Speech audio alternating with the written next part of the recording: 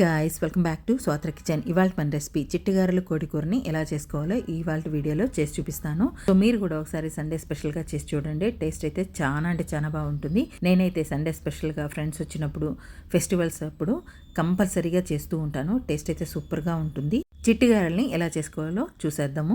Mixing bowl తీసుకొని అందులోకి 1 cup గుండు మినపప్పును వేసుకొని వాటర్ పోసి 2 times వాష్ చేసుకున్న తర్వాత వాటర్ పోసి ఓవర్ నైట్ నానబెట్టుకోండి. మార్నింగ్ లేసి వాటర్ తీసేసి మినపప్పుని మిక్సీ జార్లో వేసుకొని రుచికి తగినంత సాల్ట్ వేసుకొని మెత్తగా మిక్సీ చేసుకోండి.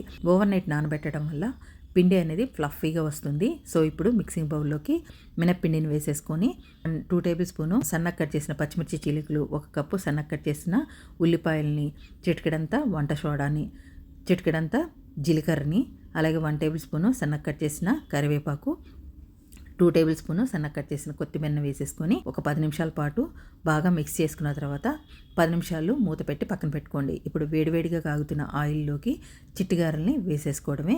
ఇలా నేనైతే హ్యాండ్తోనే వేసేస్తాను. సో మీకు కనుక హ్యాండ్తో వేయడం రాకపోతే మీకు నచ్చినట్టు వేసేసుకోండి. వేసేసుకొని ఒక 10 నిమిషాల పాటు వదిలేసేయండి. గ్యాస్ని లో టు హై ఫ్లేమ్ అడ్జస్ట్ చేసుకుంటూ. సో 10 నిమిషాల తర్వాత ఈ గారెలు అనేవి పైకి తెలుతాయి. సో అప్పుడు వీటిని అటు ఇటు ఫ్లిప్ చేసుకుంటూ లోపల నుంచి ఉడికి పైన క్రిస్పీగా వచ్చేదాకా కలుపుతూ ఫ్రై చేసుకోండి. మంచి కలర్ వచ్చి క్రిస్పీగా ఫ్రై అయిపోయిన తర్వాత ఈ చిట్టిగారెల్ని ఇప్పుడు ఒక సర్వింగ్ ప్లేట్లోకి తీసేసుకోవడమే. ఇలాగే మిగతా పిండితో కూడా గారెల్ని చేసేసుకోవడమే.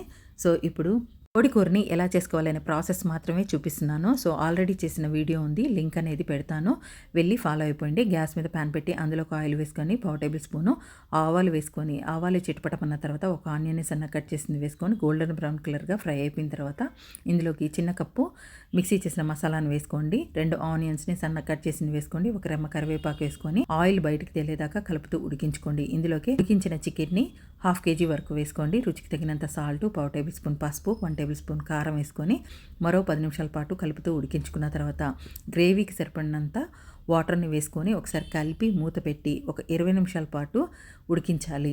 తర్వాత ఫైనల్గా పచ్చిమిర్చి చీలికలు, కొత్తిమీర వేసుకొని ఒకసారి కలిపి గ్యాస్ ఆఫ్ చేసేసి హాట్గా చిట్టిగారెల్లోకి సర్వ్ చేసుకోండి.